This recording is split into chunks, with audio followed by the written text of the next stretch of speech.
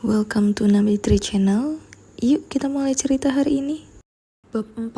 Dentang rantainya. Suara kunci yang mengunci pintu masih terngiang di telingaku. Lalu terdengar suara lain, denting halus dari rantainya. Kali ini bukan tanda kedatangan, tapi peringatan. Ia melepaskan rantai itu sepenuhnya dan meletakkannya pelan di lantai. Hati-hati.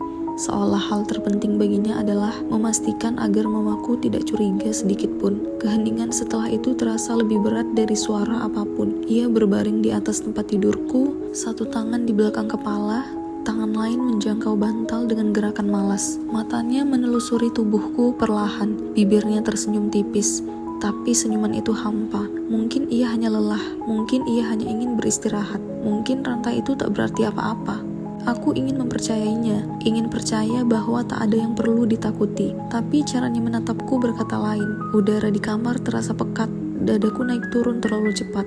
Aku tak tahu apa yang akan ia lakukan, tapi aku tahu sesuatu yang buruk akan terjadi. Lalu ia membuka resleting celananya. Tidak setengah, tidak tanpa sengaja. Ia menurunkannya sampai ke pergelangan kaki, seolah hal itu wajar saja. Dalam sekejap, semua alasan yang selama ini kubuat untuk membelanya runtuh. Rantai itu memang berarti sesuatu. Tatapan itu pun memang berarti sesuatu. Jauh di dalam hati, aku tahu.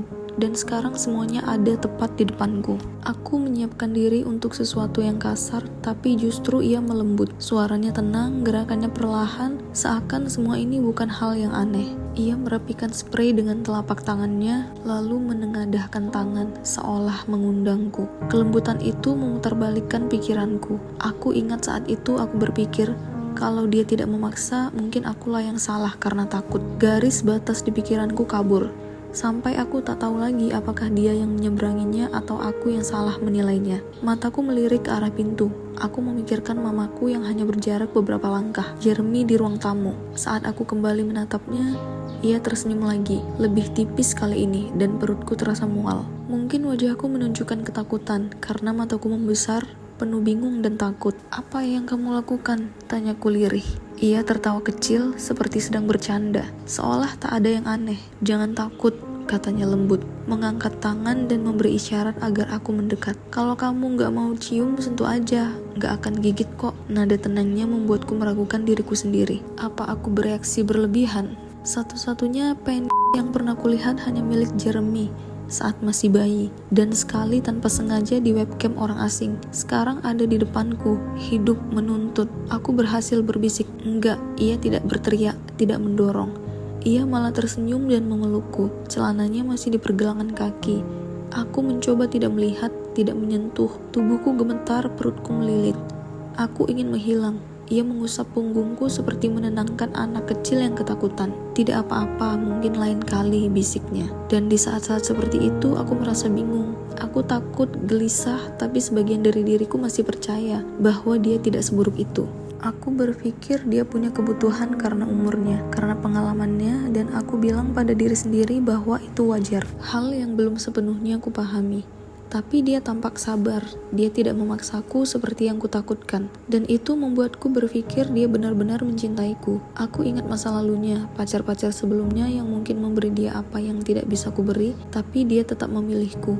Dia bertahan, dia mencoba mengerti, dan aku merasa harus berterima kasih untuk itu. Tapi lain kali datang keesokan harinya, dan hari berikutnya lagi. Aku berpikir mungkin kalau aku menuruti apa yang dia mau, dia akan berhenti meminta. Tapi justru sebaliknya. Setiap kali aku mengalah, dia ingin lebih. Awalnya lembut, lalu kecewa, lalu terluka. Sampai aku merasa aku menyakitinya hanya karena ingin menjaga diriku sendiri. Ia membuat penolakan terasa kejam, membuatku merasa berdosa hanya karena berkata tidak. Kadang ia menghela napas dan berkata, "Aku cuma minta hal kecil. Kenapa harus dibesar-besarin?" Membuatku merasa seolah aku yang salah. Dan setiap kali aku menolak, dia mengingatkanku pada semua yang pernah dia beri. Makan malam untuk keluargaku di Ancol, pengorbanan yang katanya sudah dia lakukan, bahwa dia bertahan bersamaku walau rumahku penuh aturan. Semua itu ia ucapkan seolah bukti cinta, padahal bagiku terasa seperti daftar utang yang tak akan pernah lunas. Ia membuatku percaya bahwa mencintainya adalah kewajiban. Aku mulai berpikir mungkin dia benar, mungkin aku egois, mungkin aku yang merusak segalanya. Dalam hati aku tahu apa yang aku mau, Tapi dia membuatku ragu, membuatku merasa rusak karena tidak bisa memberi lebih. Katanya batasanku kekanak-kanakan, ketakutanku kejam, penolakanku egois. Dan saat akhirnya aku berbisik, ya sudah, itu bukan karena aku mau, tapi karena aku menyerah pada tekanan, pada rasa bersalah, pada tuduhan bahwa aku tak membawa apa-apa dalam hubungan ini. Permintaannya selalu datang setelah pertengkaran, dibungkus seolah kompromi, tapi tak pernah berhenti di situ. Setiap ia hanya membuka pintu baru untuk permintaan berikutnya. Apa yang kemarin begitu penting jadi tak berarti lagi setelah aku turuti. Menyentuh tak lagi cukup, lalu menjilat pun tak cukup.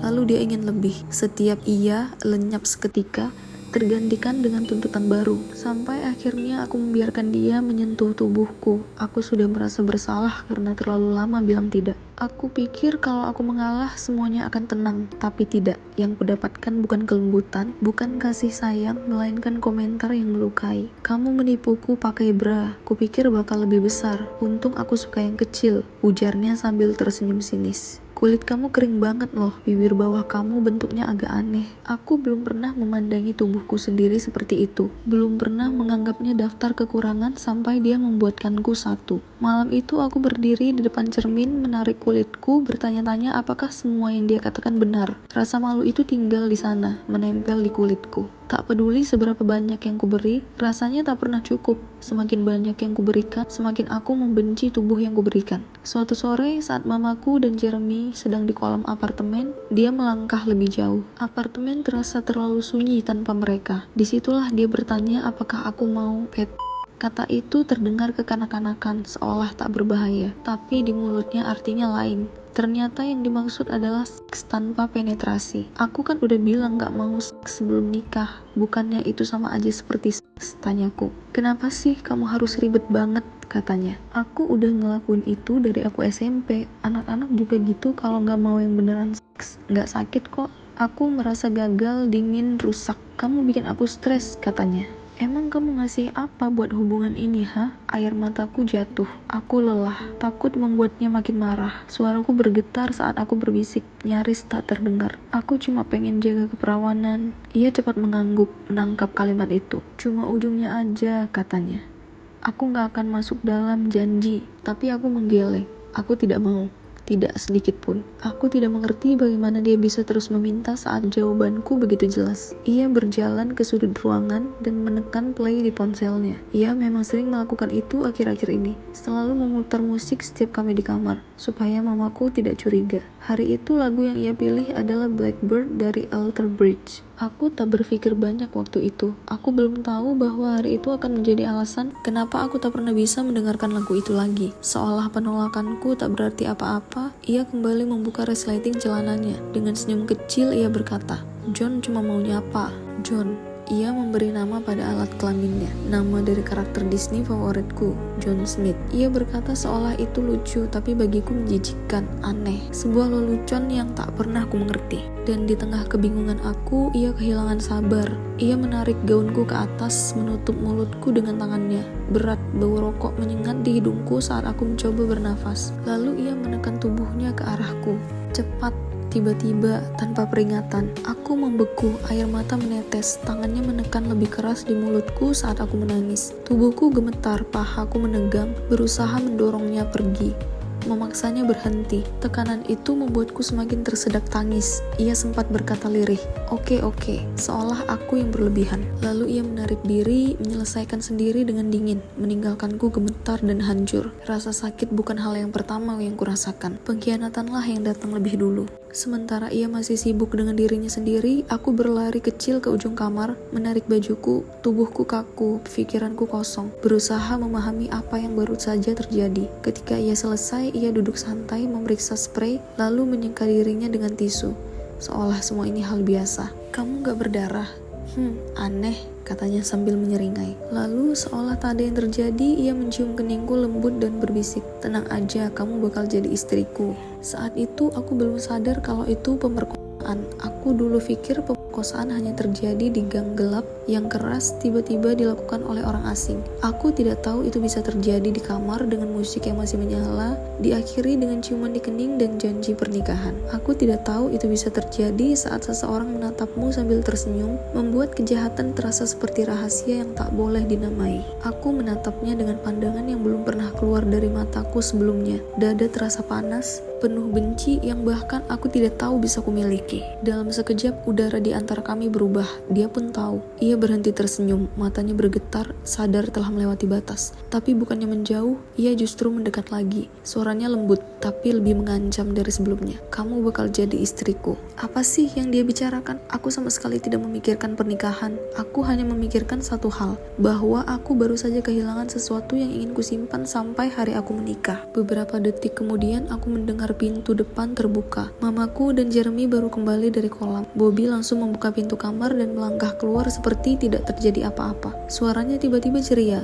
terlalu ceria, memenuhi apartemen dengan tawa dan obrolan ringan, berpura-pura semuanya normal. Aku diam, pura-pura tidak ada yang salah, meski mataku masih merah karena menangis. Mama melihatku dan bertanya dengan nada kesal, "Nangis lagi? Kalian baru juga pacaran sebentar, tapi udah berantem terus, gak capek?" Lalu ia masuk ke kamarnya tampak kesal. Bobby memutuskan untuk pulang, mungkin karena suasananya canggung. Tapi sebelum keluar ia mendekat dan berbisik pelan. Nada suaranya lembut, hampir manis. "Tenang aja, aku gak akan ninggalin kamu. Cowok lain kalau udah dapetin apa yang mereka mau, pasti pergi. Tapi kamu beruntung, kamu nemuin aku duluan. Kamu gak perlu ngerasain itu dipakai lalu dibuang. Aku cinta kamu apapun yang terjadi." Kata-kata itu masuk ke dalam tubuhku seperti racun yang manis. Bukannya merasa dicintai, aku justru merasa semakin kecil, seolah aku harus berterima kasih karena dia masih mau bertahan. Malam itu aku menangis di bawah selimut, tubuhku gemetar. Aku berdoa dalam diam, memohon pada Tuhan untuk menghapus semuanya, untuk memaafkanku, untuk menjelaskan bagaimana sesuatu yang disebut cinta bisa menyakitkan seperti ini. Telepon harus tetap tersambung semalaman seperti biasanya, itu aturannya. Kamar ini masih berbau parfum bayi biru murahan milik Bobby. Katanya meski wajahnya terlihat galak, jiwanya tetap seperti anak kecil. Dulu aku pikir itu lucu, bahkan manis. Tapi sekarang aroma yang sama menggantung di udara seperti peringatan, membuatku mual setiap kali menghirupnya. Aku menatap papan di atas tempat tidur, penuh foto kami berdua, dan doa yang ia tulis untuk kuhafalkan. Aku menatapnya lama, mengikuti setiap kenangan di balik foto-foto itu. Setiap kata yang dulu katanya untuk melindungiku. Dulu itu membuatku merasa dekat dengannya. Sekarang hanya membuatku muak. Aku menenggelamkan wajahku ke bantal. Tubuhku masih terasa sakit dan akhirnya kelelahan menarikku ke tidur. Aroma itu masih tertinggal di udara, seakan mengejek setiap doa yang sempat kuucap.